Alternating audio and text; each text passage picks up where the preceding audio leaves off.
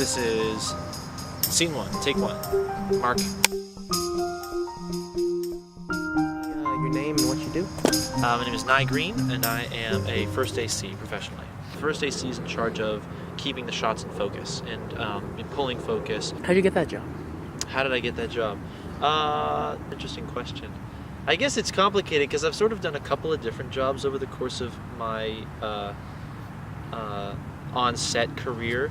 I've been a grip, I've been an electric, I've been a PA, I've operated camera on a couple of things. I guess it's, how did First AC be the one, how was First AC the one that stuck? I think it's just sort of stuck because at one point I was asked, can you pull focus? I know you work with cameras, are you good at pulling focus? And I was like, yeah. It's like, great, I've got this friend who's working on their short film or something like that, and they need someone to pull focus. Could you be First AC? And I was like, okay, and just said sure. And so went and did it, and from there I did a couple of just kept going as getting another gig. Word gets around. If you do a job on set, that's what you become known for doing, right? So then you can continue on from there. So now suddenly my name was Nye, the First AC, so I could keep getting jobs from there. Yeah. Fantastic. How did you break into the industry? Another interesting question. I've been around film since I was very little. My mother is a writer, my father's an actor, and so I've been around film for a very long time. My very first sort of official job on a set, right, besides like something my own, was when I was 16 and I was a camera PA on a feature film set that shot down in North Carolina, and I got that job because the director was a family friend, and she knew me and knew that I wanted to work into film, so she said, great, here, come be on my set, come learn something here.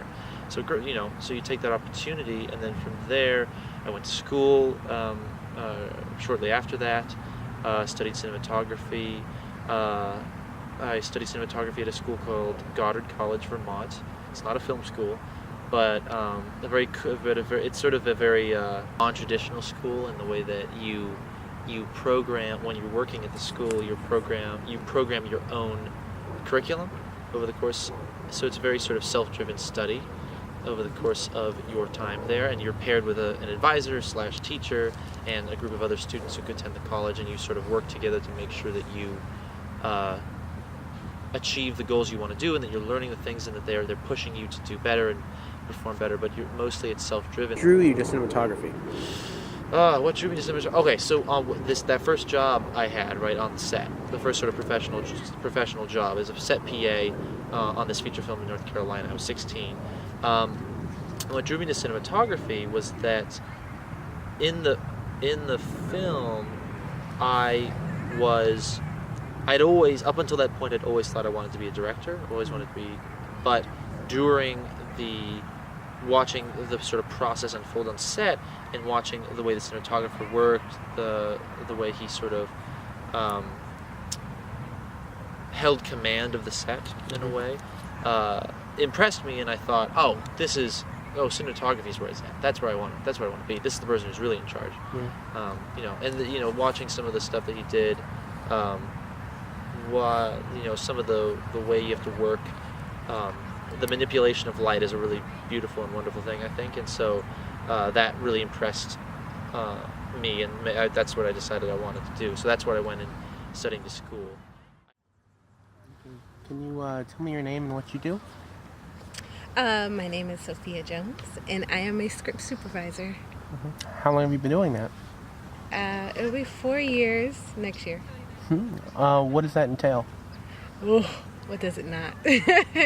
Pretty much, I get hired for production, and they give me the script, and with that, I read the whole script at least 3 times. And then I get to know the characters and the story and things like that.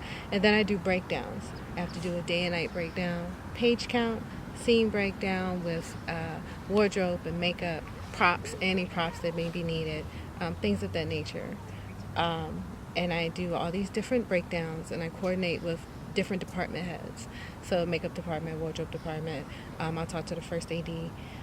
Sometimes I get to talk to the writer. especially if they direct it as well, and ask them, if my transitions were correct, whether it was from day to night or to a new day or something like that, whether my breakdowns were accurate to tell the story properly. How'd you get into this line of work? I trained. I trained with Randy Feldman in Santa Monica.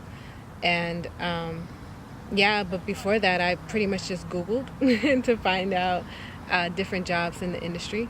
And I didn't want to be a PA. A little too bougie for that, I guess. I don't know. But and makeup school was too expensive, so I found script supervising. And I was like, okay, so pretty much I'm the on-set secretary. I was like, it's not too hard. It's a lot of work. It's a lot of note-taking, but it's good. I get to be on set.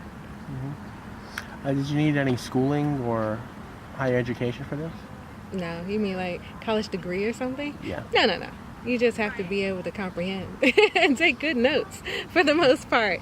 Yeah, high school graduate and then go for it. Is it hard finding work as a script supervisor? For me, it has been challenging. It has been challenging. Like I said, a lot of people feel like they don't need a script supervisor. Or if the budget is tight and everything, then it's one of the first things they let go. They pay for it later in the editing room, but it is what it is. What type of projects do you work on? I've done a lot of student films. I've done quite a few independent shorts. And now I'm getting a few independent features. What's been your biggest struggle in the film business? I don't think I've had any struggles.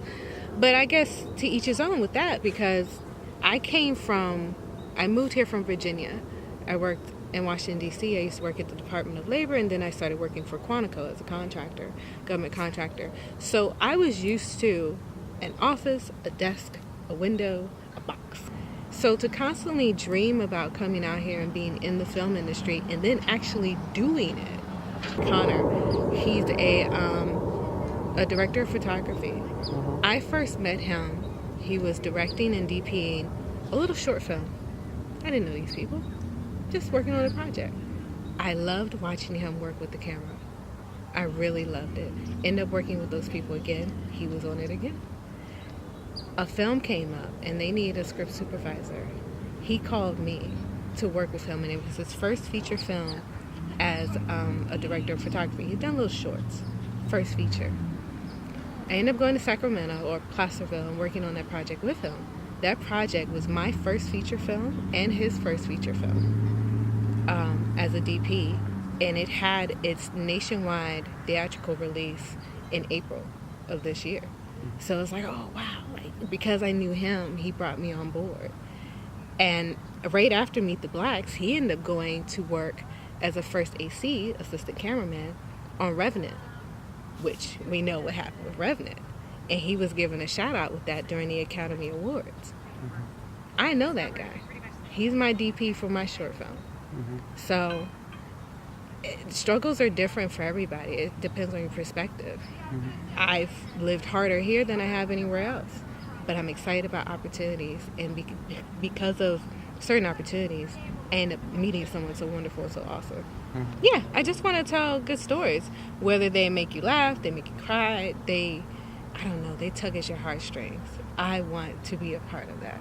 I want to have produced that for you to consume. Fantastic.